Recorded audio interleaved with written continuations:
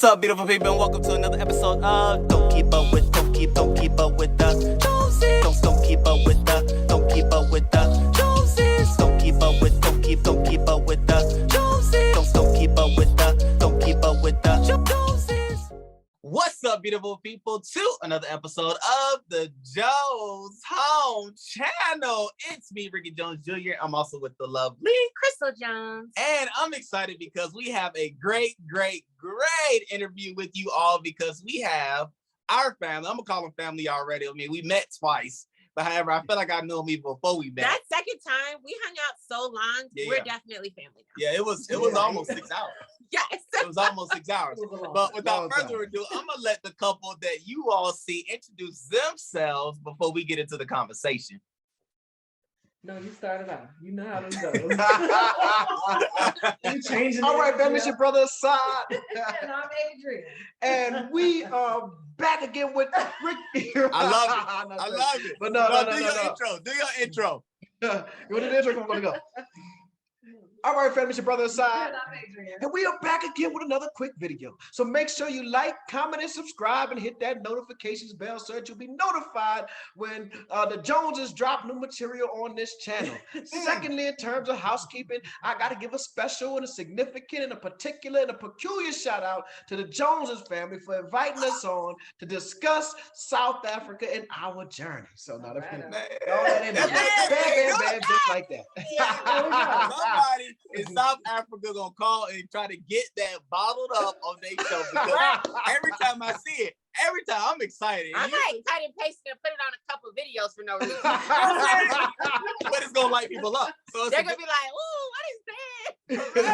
It gets me every time. I'm excited for the intro, not even know what the video gonna be. But it is all with it all. Y'all already know just off their intro how dynamic, how exciting, how fun of a couple that they are.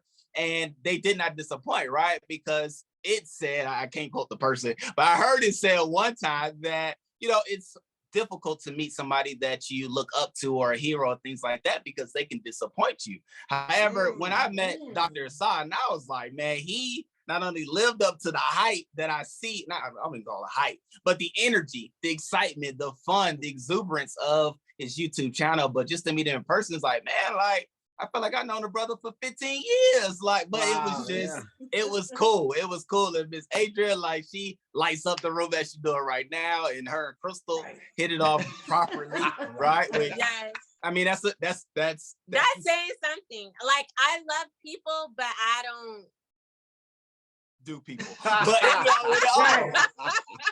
we here talking about them now. This great family moved from Louisiana to South Africa not too long ago. So I want to just walk through the process of what it took you all to even make that voyage. So, one, it can encourage and will encourage others to make that leap if that's something that they're considering, or even two, help people to realize, man, it's one, maybe not that challenging, or you may find out through their story, it can have some speed bumps along the way, but you can overcome them. But then thirdly, most importantly, there's a benefit on the other side of making the journey. So in one respect, what was the reason? What sparked the whole move from the US to South Africa? Well, Adrian could probably answer that a little better, because she always wanted to leave. So you say I'm from Louisiana, I say I'm from New Orleans, not Louisiana. That's two different worlds. Yes, sir. Okay. And two different worlds. That. Yeah. So I never really wanted to leave New Orleans. My, it's kind of written in our genetic code that we stay local, right? Prior to 2005 Hurricane Katrina, there were people who had never left New Orleans, even to go to Baton Rouge, which is only 45 minutes away. So I wasn't one of those people, but I was one of those people that said, hey, I ain't never leaving here. So when we first were married, Adrian wanted to move to Kenya. Yeah, that was Kenya. Yeah, and I was like, no, you tripping. I'm like, I ain't never leaving New Orleans. I ain't got no gumbo in Kenya. Yeah. But what got it? But the spark was always there to want to travel, to want to move. And this is something that has been consistent throughout our nearly 14-year marriage. of talking about traveling and getting around. And Adrian was always, well, we could one day live here. And I can be honest, a lot of times when she would say that, it didn't really seem, like it didn't seem realistic, right? To me. So it's just be like, she's talking. It's something that she wants to do, and in many ways, I guess she was manifesting and speaking it into existence. Yeah. But I didn't see it, right? I couldn't think of any place on earth that I wanted to live outside of New Orleans until 2019. We visited, we got to South Africa because 2019 was the year of the return in Ghana.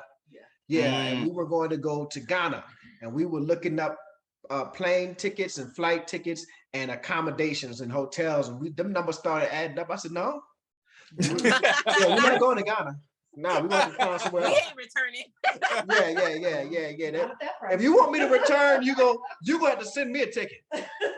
You got to send me a ticket. So we had a good friend of ours that we met in Tanzania in 2009, and she had always told us, she's from South Africa, but she was living in Tanzania at the time, and she said, you guys need to visit South Africa. Over the years, she would tell us. So since we were like, Ghana's too expensive, we just so happened to look and see, well, let's see what the prices are for South Africa, what Cape Town and Joburg, whatever have you. And we came. And I tell everyone this story, and we arrived in Cape Town first. And Cape Town is breathtakingly beautiful. It's aesthetically pleasing. It is like a majestic. Malibu, California, it's beautiful. It's a profound example of the majesty of God and His ability to create beauty in a landscape, right? But I didn't really connect with Cape Town, right? Okay. I was like, it's beautiful, it's nice, but I just didn't feel it like that. Yeah, like had it been Cape Town, it just would have been, oh, we've been to South Africa. Right, nice. right. But when we came to Johannesburg, I mean, it was almost instantaneously, almost immediate. I was like, man, I could be here. Yeah, I could live here. Yeah. And I was excited because that's the first place that you were ever like, I want to be here. And I was something. Something. Get this Negro out the ghetto. Can we get him out the ghetto? It wasn't Kenya, but it's still Africa. Yeah. Close enough. You know what I'm saying? Right. But so the idea was, so at the time we were like the few years before that, 4 or 5 years before that, we were just taking the kids everywhere in the world that we could possibly take them, because we wanted them to experience the world, to see the world, and not just be who I was. I wanted my children to be better. I didn't want them to just think that New Orleans was the world. So we would take them. I mean, they've been everywhere or whatever have you. But when we came to Johannesburg and we went back home, we said, here's what we're going to do. We're going to buy us a small place in Johannesburg. And then instead of taking them to Paris or Spain every year, we're going to take them to Johannesburg every year, so that they can feel like they have a place on the continent, that they recognize that they have some ties with. They mess around and meet a friend, and every year they'll go see their friend for the summer. Yada. So that was the initial plan. And then 2020 hit, and COVID and lockdown and all of this stuff. And it almost felt like it was God, Allah, Jehovah, however you want to say the name, giving us an opportunity to pause and then to think and then to plan and then to strategize. And we were able to say, initially we said we got a 10-year plan. So it went from just buying a place to like, oh, we're going to move there. And it was a 10-year plan. We were just going to buy a bunch of properties and do this and then retire there, right? Then it went from a 10-year plan to a 5-year plan. And I'm thankful to say that we were able to accomplish our goals in 2 years. Because when you're focused on something, right? When you're focused and you're determined, and you have the blessings of God, right? He makes it easy for you. So it took us 2 years to get here from 2020, when we said, we want to be there. And between that time, I think we didn't travel at all in 2020, obviously because of lockdown. But the first time we were able to travel was March 2021. And then we came back in June 2021. Then we came back in December 2021. Wow. Then we came back in March 2022. Wow. Listen, Then y'all we were here in August. almost bought a property with them plane tickets. Yeah. Right. You would think we had money and we so poor. You would think we would have money. We ain't got no money. I like that. Yeah, I ain't got no money. Huh. But I love that you even say that, because when you are determined to do something, or you set in your mind to do something, you won't let financial restrictions keep you from doing what you're setting out to do. And Absolutely. I think even transitioning to another country, a lot of people, the big thing is probably where I'm gonna get the money. If you're trying to really do it for real, you're gonna find the money. Because you're just obsessed. Like you're obsessed with this idea, like I want to do this thing. And so it's all we talked about. Absolutely, for years. It's every time we were not doing something else, we were plotting and planning on how to make this happen. Yeah. And and so I was like, oh man, we're finally, it's funny because when we finally got here, I was like, man, what we gonna plot and plan on next? Because we've been doing nothing but this for 2 years. Yeah, that's true. Yeah. Absolutely true. And now we're just now the plan is to enlarge our territory. That makes sense. Yeah. Now I love that. And I'm gonna just throw this in there, because even after hearing y'all story and seeing y'all energy and excitement and all that, people are probably like, man, how could I connect with this group? So I know you are on YouTube. I know that you do have meetups and things like that in Johannesburg. So if you can like throw that information out there just so that people could connect with you. Yeah, you could just for those on YouTube, just I won't go into the whole story of how the name came, but just Asad, ASAD, ELMALIK, and I think it's comma PhD. You can find our YouTube channel. It was really our YouTube channel, but because of the way Google works, when I changed the name, it changed the name of the channel. So it used to be the 18. It used to be the 18 Family Travels, right? Because it's Assad, Aiden, Austin, Adrian, right? The 18. And but I would send out emails, and the emails would be like 18 Family Travels. I'm like, man, I just sent you an email. They'd be like, no, I didn't get an email from you, brother Assad. I was like, I just sent you one. And they'd be like, all I got is this email from this travel company or whatever. I'm like, oh, that's me, bro. Yeah, I was like, oh, that's me, man. So I had to switch the name to my name. So when I send out the emails, it would have my name in there. And it changed the name of the channel. So that's how we've been rocking. So Asad Al Malik, and then the Gmail is the same, ASAD ELMALIK@gmail.com. I do answer emails. I'm not famous, so like you really sending it to my phone.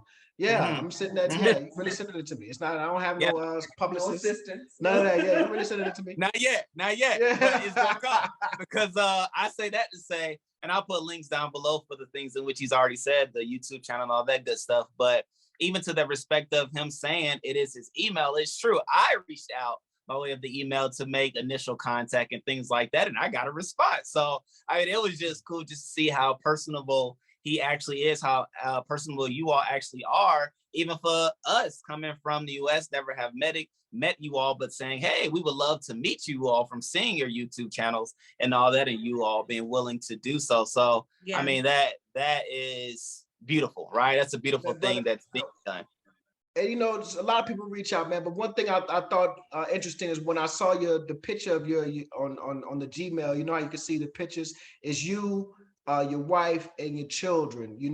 And to me that says a lot about you. We black like we never left.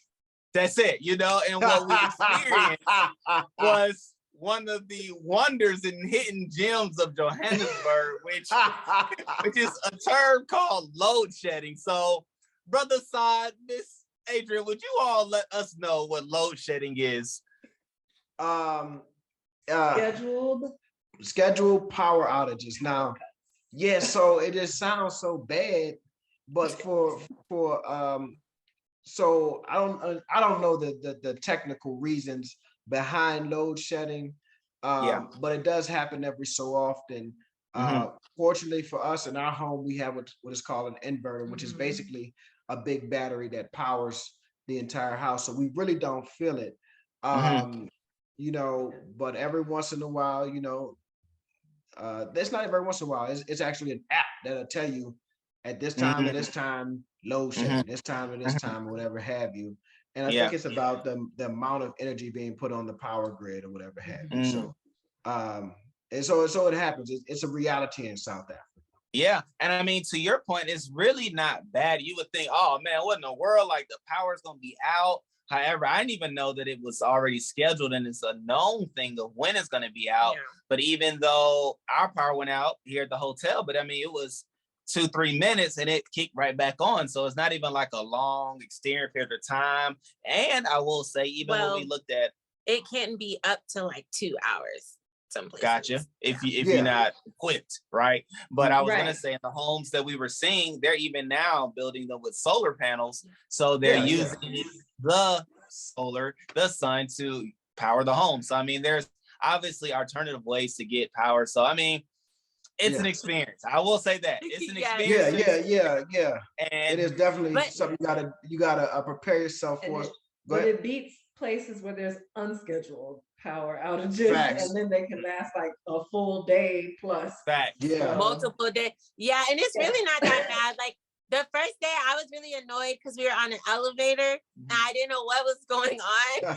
And Ricky looked at me, he goes, "Oh, it must be load shedding." I was like, "What?" And so that was the first day, but we were only on the elevator, maybe like 2 to 3 minutes. But I would say now we've been here going on 7 or 8 days, and it's actually not really annoying to me. No. It's almost like a little tiny party. Like we were in the mall and they did it. It was like, everybody was like, "Oh," and then like 3 minutes later, and then like turn back on. So it's like kind of a party a little bit to me. I don't know. It's like a reset. It's like a hard reset. Yeah, take a moment. Take a second. Even to the conversation, a hard reset, you were at a point where you were saying in the email that you saw the family photo. Absolutely. I saw your family photo, and that says a lot about him, man. It says a lot about a brother where he represents himself as a family man. You know, the photo is not, you you standing there in a Gucci outfit trying to, a bottle of, and all that stuff. Right. No, you put your priorities on that. And I said, yeah, this is a good brother. I don't mind linking with this brother, And I say that because a lot of the people that I'm sorry, y'all. 1 second. You good?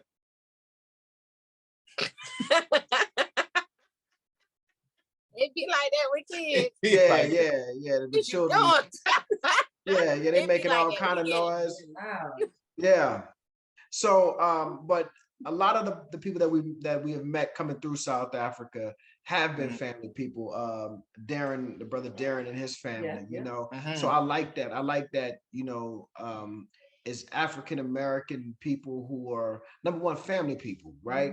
This image of a man and his wife and his children seems to be absent so often in the Black community in the States, right? And then furthermore, the ones who not only we're a family that's going to allow our family to see the rest of the world and experience other things. So I think that's profoundly beautiful. Yeah. No, I appreciate that. So now we are, you talked about how the thought came about to move here. What was it actually like to move a family of 4 all the way to Johannesburg, South Africa? What was it like? What did y'all pack? What did y'all take? Tell us about that. So where to begin? Yeah, where to begin? So it is a process because to move legally, that's the word. I think that's the key word. Okay. Legally, right? For long term, right? You need to have a visa. Right. Right. You need to figure out what visa that you're going to qualify for. And I can think of there's the critical skills visa, which every year South Africa puts out a list, or maybe every few years they put out a list of these different areas in industry that they need, that they would like to have people, right? So it's a critical skills, expertise. So it's a critical skills visa. There's a retirement visa. If you make X amount of dollars from a retirement or a pension, you can move here on a retirement visa. Nice. There's a business visa. If you invest X amount of dollars into a South African company, you can move here on a business visa. And then there are other visas that people can get. So we had to figure out what visa would work best for us. To tell you, to make a long story longer, there was a there was the critical skills visa that the list that initially came out said that I guess it came out maybe 2013 or something like that. It was in the place for a while, so it said that as long as you had a PhD, right? Okay. You could apply for a critical skills visa. I was like, I got one of them. Yeah. I could do that. I could do that. And then they changed it, like 2021. They published a new one. Yeah. And that said, as it said, you know, it went from having a PhD to say a lecturer, right? If you had been a university lecturer. And I worked in mental health, so I wasn't a university lecturer. So I was like, okay, I can't do this one, right? So the beauty of YouTube. So there is a sister, shout out to Dr. Hasina Ibrahim, and she follows our channel, and she sent me an email. She was like, you should really check out this center at the University of Witwatersrand. I think I said that right. WITS is what we call it, right? Okay. It's called the African Center for the Study of the United States. She said you should really check it out. They're having a Black History program, and you should contact them, right? And so I sent the email. I wrote up a research proposal, maybe about 20 pages. I sent the email and my resume and all that good stuff. And I guess maybe about 2 weeks went by and I didn't hear anything. I was like, oh, that's a dead issue, whatever. But I said, well, I'm going to follow up with one more email just to check in, you know? And so, there's a 7-hour time difference between Central Standard Time and here. So it might have been midnight that I sent that email.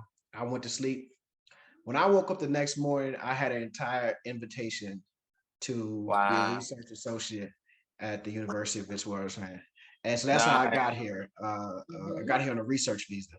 So that research visa allowed me to get my wife here as a accompanying person. And then the children are on student visas. Yeah. Wow. Oh, so you need separate visas for your kids. Yeah. Too. Even though you two could come because she's your accompanying person, your children couldn't be like accompanying people. They needed separate student visas. Well, they needed to go to school. Yeah. So in order to go to school, had they not been in school, they could have been just in the company, company with us. Okay, because they are family. Yeah, so they needed to they needed a student visa in order to go to school. Enroll in school here. And the visa process, I mean, so there were bumps in the road along the way. For instance, in February of 2022, they changed the visa process. So in January of 2022 and prior to, if you applied for a long-term visa, it was all handled in Washington, D.C., all in-house in D.C. In February 2022, they changed the process and said that all long-term visas will be processed in Pretoria, which is one of the capitals, right? Yeah, capitals here in South Africa. So that took a process that was estimated to be 4 to 6 weeks. And for us, it took 12 weeks to get 12 plus weeks to get our visas approved. Wow. Because they created a backlog. And then like maybe 2 weeks after we had finally settled here, we realized someone sent us some information that they changed the process back to DC. Yeah. So it was, so that's where that determination comes in. That's where that willingness to see through obstacles and to be patient, and it's an expensive process. Yeah. Relocating, it's a very expensive process. Yeah. Let me see. Yeah, it's just there's a lot. It's a lot to manage and project manage and work through with all of the applications, the schools, the finding where you're gonna live and getting that lease together, but it all worked out in the end. And it's nothing that a normal person could not process and work through. It's just there may be some late nights because you got to communicate with people here. So that time zone is going to be a little different. Get on WhatsApp now. WhatsApp is major here. Yes. We really don't use it in the States, but it's major here. Major. But a lot of people, you know, kind of, you know, well, do I need an immigration attorney, and do I need this, that, and third? And initially we had a guy. Yeah. And you know, I'm hot-headed, and he wasn't doing stuff fast enough for me. I'm like, blah, blah, blah, blah, blah. I got this. Yeah, so we figured it out mainly by ourselves, but it's not anything that someone, all of the information is listed on the Department of Home Affairs website. Everything you need, right? Right. I will say this, anyone who is interested in applying for a visa, you have to fly to DC. You can't mail the application in. You have to go to DC and hand it in. And I would suggest that you build in like 3 days there, because there may be something in your application, excuse me, in your application where they're like, you need this document, you need this envelope. Right. Excuse me, babe, go ahead. And that's happened to quite a few people that we know, where they went up there. And when we were there were other people like, you know, they make them go and get something. They're like, I gotta leave soon. And so I would say, like, build in those few days to give yourself some room if you have to call back home and have someone send a document to you, or go and get something redone. That you don't waste that money to DC. Yeah, definitely.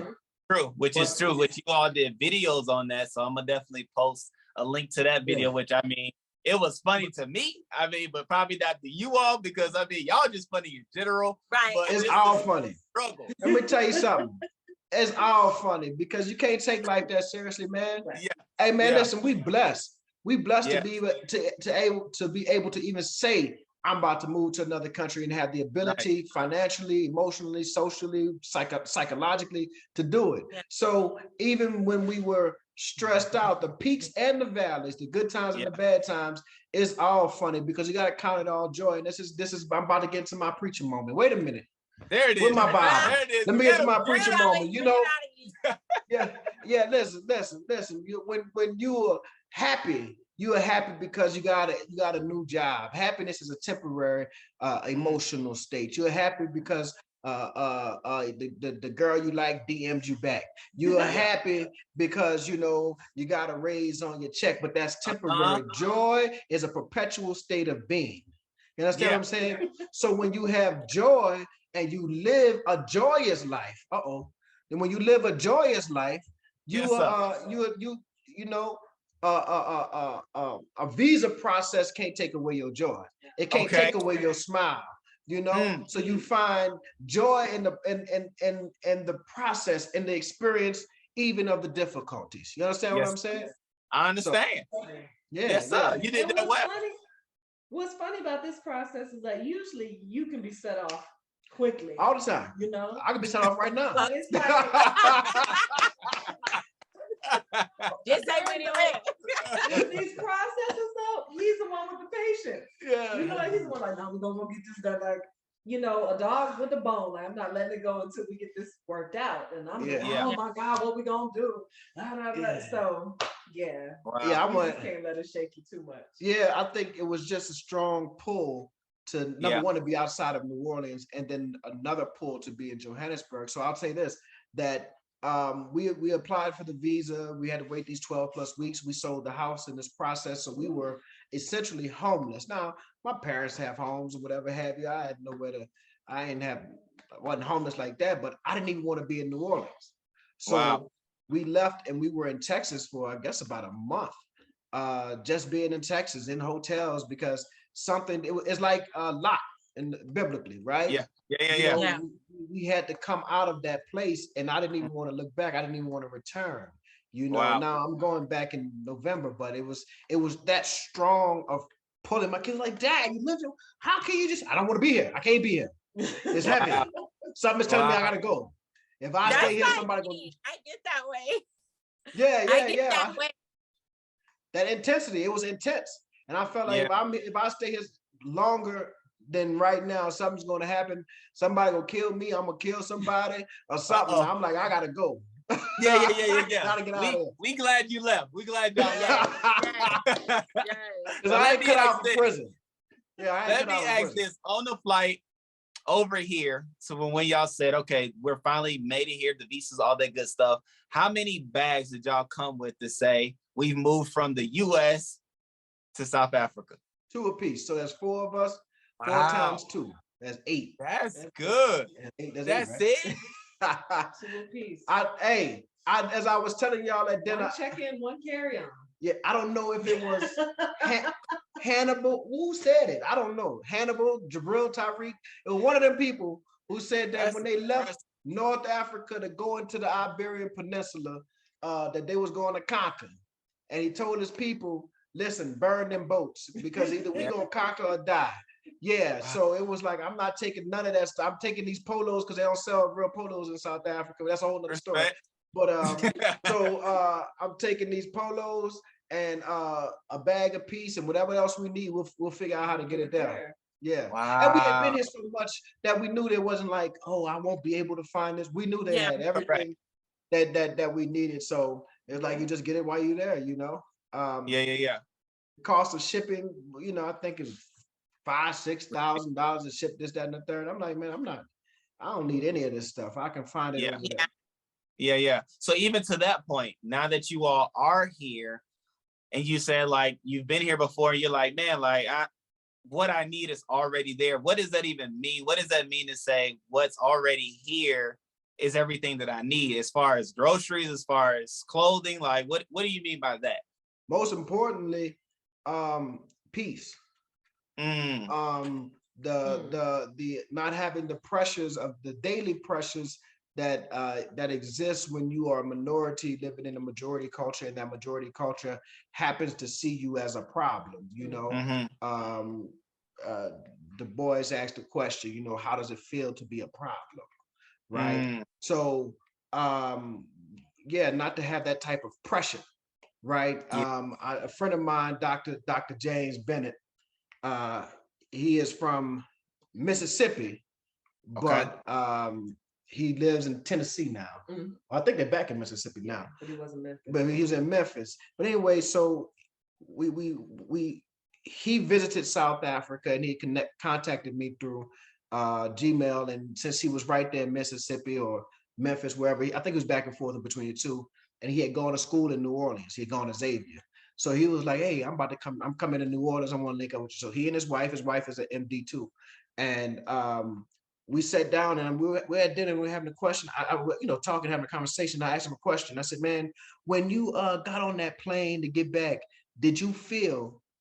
And before I could finish my statement, he said, depressed. And I was like, yeah. The way I described it wasn't depression. You know, I know it's a clinical term, but I described it as a weight being put on you. Wow. See what I'm saying? There's this weight that you got to carry when you know you're going back into a system that, again, sees you as a problem. So everything that I needed here in terms of that was peace. Now, South Africa has its problems. It has its history of racial discrimination and apartheid. But it's a vastly different experience when the majority of people, 80, almost 90% of the people are Black or brown. Yes. It's a different experience. It's a different reality. So that's what I experienced. It was not being part of the, as I mentioned before, out-group homogeneity, where you have no individual identity. You were just seen as another Black person. And not only that, everything that other Black people do becomes a reflection on you, right? So a Black dude robs the bank, the white woman sees you, you don't even know this person. He live in Mississippi and you live in Florida, but because he robbed the bank, his actions become a reflection of you. That's out-group homogeneity, right? You're all the same. Here in South Africa, because everybody is Black, or the vast majority of people are Black, you lose that out-group homogeneity. Now you are forced to be an individual, and that means that when Rickey does something, that ain't a reflection on all Black men. That ain't a reflection on all Black South Africans. That's a reflection on Rickey. You follow what I'm saying? And that's a beautiful experience that I don't think many Black Americans get to experience. You know, maybe if you live in Atlanta, but even just because of the overall system of racism and white supremacy in the States, it's still there. You know, Atlanta, North. You're still in Georgia. You're still in Louisiana. Yeah. So that's what when you ask me, is everything? Yeah, it's here. That's here. right? Mm-hmm. That's here. I could sit in these very nice restaurants and look around, and everybody in there looks like me, right? Yeah. So I don't feel odd. I don't feel out. I don't have to code switch to like code switch like my behavior in order to. You go in certain areas, certain parts. Right, let me. Right. Correct. Just straighten up. Clean up a little. And I wasn't good at that in the States anyway. That's why it was problematic for me. So yeah, I wasn't good at that in the States. No. So I needed to be a place where I didn't have to do that. I wasn't blessed with those gifts. Yeah, but everything else is here too. Grocery stores, everything you need. Everything you need. Yeah. Y'all been to the malls? Like, you can get everything you need. Clothes, they got most stuff here. Jewelry. Right. Right. So the question that I get from a lot of South Africans is, what is the States like? What is it like in the States? And I'm like, drive around Johannesburg. It's like Houston. It's like Atlanta. It gives you Dallas vibes, right? And it's the same infrastructure, the same aesthetic in many ways, right? So the converse of that is like, if people want to know what Johannesburg is like, it's like Houston, it's like Dallas, it's like Atlanta. And everything you can find in Houston, Dallas, and Atlanta, you can find it right here in Johannesburg. Except like less pedestrians walking and stuff like. I think that's a big difference. Yeah. Americans don't really walk anywhere, you know. Yeah. But here it's like you see, you're walking, you're gonna come across a lot of people walking. Yeah, that's true. It's very true. But even to your point of being here, everything is here, from the groceries to the clothing to the shoes to appliances. I mean, whatever you need, it's all here. And I mean, it was just, I won't say mind blowing, but it was comforting, I'll say, to me, to know that the life that I thought I would lose, right? Because there's a thought that you would lose part of your life moving from the US to SA. Well, no, you'll have those tangible things, but you'll gain so much more, which you already expressed in the conversation of peace.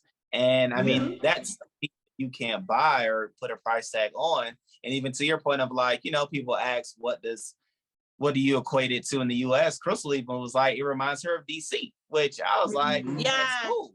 Yeah, Johannesburg definitely remind me a lot of DC, even with the jacarandas, the trees.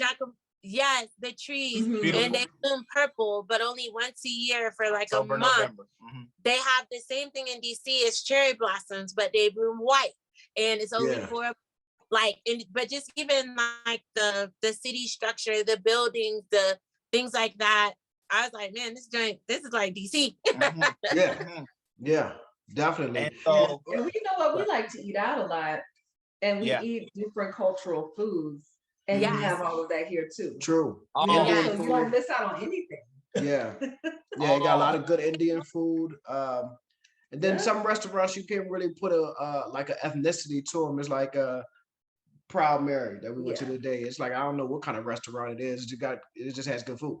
Correct. Right. All kind of stuff on the menu. That was in Rosebank. Right at the first floor of Voca. That's the restaurant. That's Proud Mary. We ate there. So we did like a lot of the small dishes because we couldn't figure out what to order, like just small plates. We had a bunch of them, but y'all will see when y'all come down here. Now, even to the point, even speaking specifically to the people that may be desiring to come, one of the final main things that I was considering is even our kids, right? So you all have 2 sons. So what was that like for them in the transition, as far as school, as far as home life and things like that? Well, I beat my children, so I'm joking. No, go ahead, baby. I don't beat my children. I'm just playing. I think I'm proud of them. I think they did well. It's this kind of transition is hard, I think, for any child. Especially, I've had someone, a child going into those preteen years. That's a real sort of transitional, vital stage. So I'm proud that they did as well as they did. There were times where they just missed home. They missed the familiarity of their old house. They missed their friends at the old school. They missed their grandparents. It's mostly missing the food. Now, that's true. That's I want some crawfish biscuits or something like that. But they're slowly, they're slowly adjusting. They're meeting new friends. They'll say little things that make me feel better, because it's hard as a parent. Like, you don't want your children to suffer at all. But also, we have to keep our eye on the long game. Like, they may be uncomfortable now, but it's going to work out better for them in the long run. We just got to get through this road. They'll, my youngest son today was like, people are generally nicer here. Nicer here. When my oldest, now he's making friends, he's got their phone numbers, and so he's starting to make those new bonds, new connections. And I think that's making them feel more comfortable. But they talked about the better quality foods in the schools. They were like, I drink way more water. We have like fruit all the time for snacks. The lunch food is better. So there's like little things that they see are better here. And I think they're doing well. Like, I see that transition, like they're getting over the worst of it. But and the worst was just like a natural reaction to being in a brand new place, and just want to be comfortable again, And I talk with my son, in particular my old. I think the youngest one is I guess more fluid in terms of, as long as he has a phone to sit down and play with, he don't care where he at. But the oldest one, those social connections between peers, that peer group has become very important. So it was like one night he was in his feelings, and I just had to talk with him and encourage him and promise him that it'd get better. And I've seen it happen right in front of my eyes again. I bought him a phone yesterday, and he already had the numbers of his friends written out or whatever have you. By the time I got the phone on and charged it up, whatever have you, he was already sitting downstairs texting his South African friends. And then in true man fashion, there's a young lady at his school. Okay. And that done changed everything. Everything. Yeah, that changed everything. But that's what I wanted, though. See, that's what I wanted, because when we talk about standards of beauty and self-esteem and all of those things, I wanted him in the place where his skin color was a standard of beauty, So the young lady that he likes or whatever have you, she's a sister, and he a handsome young man, if I must say so myself. He look like his mom. Okay. He look like a mom. Don't take credit. Yeah. But what I'm saying is that's important to me, that he feels desirable. Men don't often use that word of feeling desirable, but we'll say, I feel handsome. But it's more than just feeling handsome. It's about it's really about, do other people see me as the standard of beauty? And he's now in a place where the description of handsome, he fits. Nice. Right? Yeah, so that's important. I love that. And even to wrap it up in a sense, which, the different things that you all have talked about has truly helped me, right? And even breaking down from visas costs to knowing which ones to acquire, right? Because everybody will fall in line with whatever works for them, but make sure it's the most recent, right, list. Right. That's the key part that we learned today. But for those that are considering to move to South Africa, what advice, what words, what things would you say to them as they're making that? If you both gave one key thing. Well, I'll let you go first, because I can't do no one nothing. I can't do no one nothing. My one would be visit as much as possible, as much as your budget can allow you, as you're planning the move. You're gonna have a lot of questions. You're gonna need to make some connections so people can help you out as you're making that move. So I would say visit as much as possible, even to know where you want to live.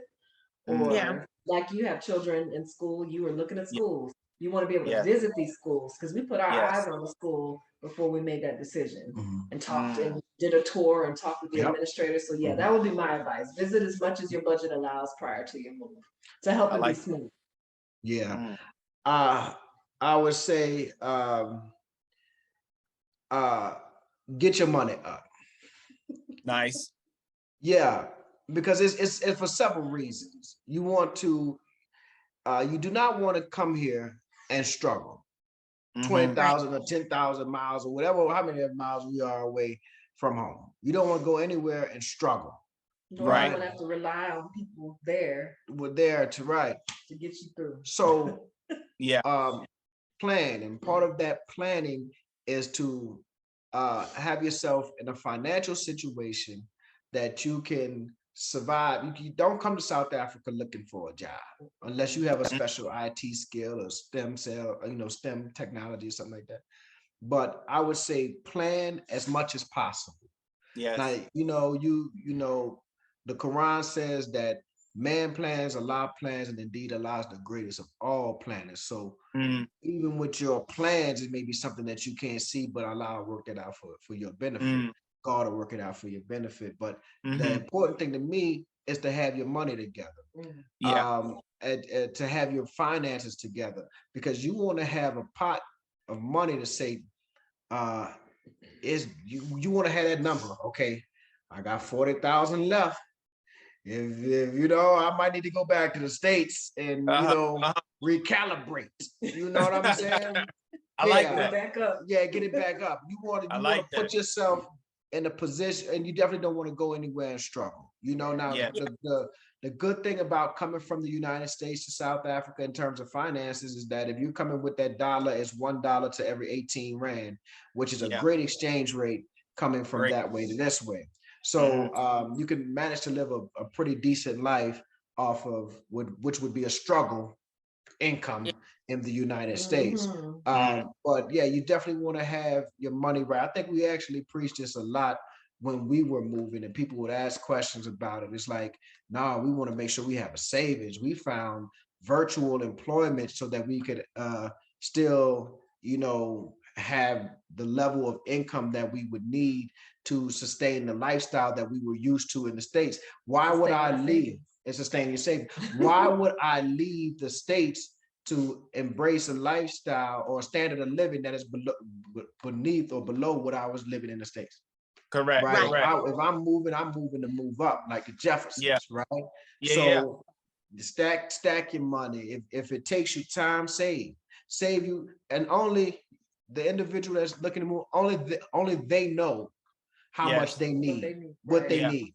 But save you enough. I would say that if you start at 2,000 or 3,000, that's nowhere near enough, right? If you say 10,000, you're not even getting close yet. 15, 20 may be all right. You may be okay. So many people you don't have to touch it. If you don't have to touch it. Right now, if I gotta fly back to the United States next week because that happened to us. We had to spend $10,000 one week unexpectedly. Yeah. Right. Yeah. So you have to plan. That's what, because it's so many YouTubers that I've seen who were like, I'm in Tanzania and I live in Tanzania now, and they're back home. I won't be that person. Okay. Yeah. I won't be that person. Before I do that, I'll go dark on the internet. When you don't see me posting no more. Yeah, something happened. But I wasn't finna. I'm not finna be that person. I'm not. Let me tell you, and this is the God honest truth. So my mama told me. We talked about this for years, right? Yeah. George Floyd happened. Was that May of 2020? Something like that. We were in Houston, Texas. We took our kids to some type of little resort. This is during COVID, but shout out to Texas. They were like, we don't do no lockdowns. We wide open. And we were tired of sitting in the house. Right. So we out there, and then George Floyd happens, and I made a comment on Facebook that I'm getting out of the United States. And the death of George Floyd was so impactful to everybody. Watching this man die and call for his mom, and all of this stuff. And so we were in the car. My mom called me, and she said, I saw what you posted on Facebook. And her words of advice, who never wanted me to leave, but her words of advice that day, she said, son, if you're going to do it right. Nice. And that's it. Do it right. Yeah, don't go out there and have something. Don't take your children away from a comfortable life and bring them across the world and have them struggling. Right? Don't take your family and leave a good job. You know, they say I had a good job. Don't leave a good job and go somewhere and get a, you know, half-ass employment and half working and no. So do it right. Plan. What they say, prior planning prevents piss poor performance. That's it. Or the other way around. Well, poor planning. Oh yeah. No, never No, mind. prior planning prevents piss poor performance. Okay, that's right. Yeah. Fact. Yeah. Now, even to your point, right? Your mom saw the post, right? It's my last little snippet because I know some stuff. Your mom saw the post, right? And said what you said then, but then on the back end, she now sees what you're doing now. And what has she said? Oh man, she told me don't come back. That's it. Full circle. My mama said don't come back. I called her the other day. So now after she told me do it right, that was still some time. And she was still don't you go, you're taking my grandchildren. You talking crazy. My name in the house is Craig, right? Because my daddy had a same name. So Craig, you're talking crazy. And we had to sit down and she done cried and all kind of stuff. I'm like, I don't know what you're going through, baby. But we went through all of that, you know, these emotions. You know, I had never not lived in the city. My mom was so used to me being 2 miles away. I understand. And I understand because I miss my mom every day. But so we've been here since August. I'm posting on Facebook. And the Facebook audience is different than my YouTube audience. My YouTube audience is almost 70% South African. Facebook audience is 100% New Orleanians. Right, it's all the people I know from the city, and it's like, you know, I have judges on there, prosecutors, doctors, people who I know, and they're just like, I would post something about being in South Africa, and they were like, "You're just so inspiring, you're so wonderful, man. I gotta get there, Doc. I'm on my way. I'm coming, and you know, all this stuff. You guys are such an inspiration, man. You guys are living the dream, living the life." And my mom is reading all of these comments, and she was like, "Baby, I see you inspiring people. I see you. I see the people looking to follow and do what you do." Man, then she told me, she said, mark my words. She said, God told me that you about to do something great and something great is about to happen to you. Yes. Right. And then she said, don't come back. Said, don't come back. And I mean, that's a long way from crying and snotting. I was leaving. I was mad at you. Yeah. My mama got my same temperament. So, you know, she was mad. Yeah. So that's a long way. You see what I'm saying? She didn't see the vision. Now, everybody not supposed to see your vision. Yeah. It's your vision. You understand what I'm saying? But she didn't see it then. But she's starting to see it now. And I think she's seeing it pretty clearly now, you know? And I think now she is able to better explain to people why my son is there. What is he doing? How is he having an impact on people? And that is, you know, all mamas want to be proud of their kids, you know. All mamas. Here's some. She telling the pastor at church, my baby lived in South Africa. He took the children, and she's seeing the experiences that her grandchildren are having that we could never offer them in New Orleans, right? The experiences that they're having here, just living abroad. You know, ask yourself how many Black people you know, Native African Americans, can say, I lived 2-3 years here. Or there, whatever have you. You know what I'm saying? So even if in 2025, when our visas are up, if we decide to go back to the United States, my children have had an experience that separates them from 95% of most Americans. They've lived abroad. True. You see what I'm saying? So So I think my dad said he's gonna come. He don't have no passport, so I don't know how he's gonna do that. So See, and look, I don't even know if he would know how to fill out to get a passport. You know what I'm saying? I'm not sure my daddy know he old, so I don't know if he know his birth certificate or that type of stuff. I don't know. You had to put him out there like that. You had to do that. Yeah, you know what I'm saying? That's the truth. You know what I'm saying? Because I come from them type of people. I come from salt of the earth people, good people. You know what I'm saying? Old Black folk. You know what I'm saying? Different. I don't. Yeah, my mom ain't never twerked. Respect. You said it all. I come from different type of people. I come from old people. I come from old black people. Old country black people. Good stock. Yeah. But old country black people. What I did love, and the point that I wanted to emphasize is that what she said, you are gonna do something big where you are, don't come back. And even to that point, of course, wanted to making sure that people are linked to you, just as even I am, and watching your experiences, the talks that you do, the meetups that you have, and different things like that. It's all to me, right? Even though that we plan on moving here and things like that. So again, if you could let us know where we can get in contact with you and things like that, so people could be tapped into their greatness. Hey, so you know, and let me. I gotta stop you with that, but I appreciate that. And this line, we gotta be clear that, you know what I'm saying, all praises are due to Allah. So anything that's good comes from God. Anything that's wrong came from me. So I just want to be clear. I gotta be humble in that perspective. Yes, sir. But with that being said, Asad, ASADELMALIK @gmail.com. That's the easiest way. You can find the YouTube, you can subscribe, or you don't have to subscribe, whatever happens, you know. So, but yeah, that's supposed to say that. You're supposed to please subscribe. Oh, please subscribe. Hit the like button and the notification. Yeah. But here's the thing. Here's the thing. I want people to subscribe. I appreciate that. I want the numbers to grow. But I ain't, you know, listen, the people that's gonna get it. Those that's not, they're not. You know, there's nothing I can do about that. Like Queen said, if it resonates, it resonates. I like that. I'm gonna steal that if it resonates.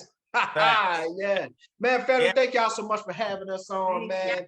We really enjoy meeting y'all, kicking it with y'all, talking with y'all, man. Can't wait for y'all to move here. Can't wait for y'all to get here, brother. Y'all gonna be here, brother and sister. Y'all will be here, man. It's already written, you know, and when y'all get here, y'all are gonna enjoy it, and you guys will definitely do great things, man. Indeed. And be safe on your journey. Have safe travels. Be blessed. You know what I'm saying? On your journey on that plane. Much appreciated. You took the words out of my mouth. I want to tell y'all, thank y'all. Appreciate y'all. All the different things. I'm not supposed to say that. You said it. You said it well. You said it how I would have said it, but in a sense too. Definitely thank you all for the time that you've shown us and given us while we were here, taking us in. I'm gonna say it as if we were family, right? But even too, knowing that when we do come, I know and I believe that we do have family there and you all. So, you know, we're excited. We already have a sense of comfort knowing that you're there and knowing that we already made the connection and there's more to come. So thank you. Love y'all both. And that concludes today's conversation. And it won't be the end of our meetings together, doings together, videos together. There will be more. So y'all come back. I got some gumbo for you made with some good tone adjuvants. I might have to expedite the flight back. Okay. All right, y'all. Thank y'all. I love y'all. Peace. All right. So everybody good? We good. Good. All right. I can see Miss Adrian, but that smile is bite, boy. Okay, smile. She got a good husband. She got a good husband. There you go. Love it. All right. So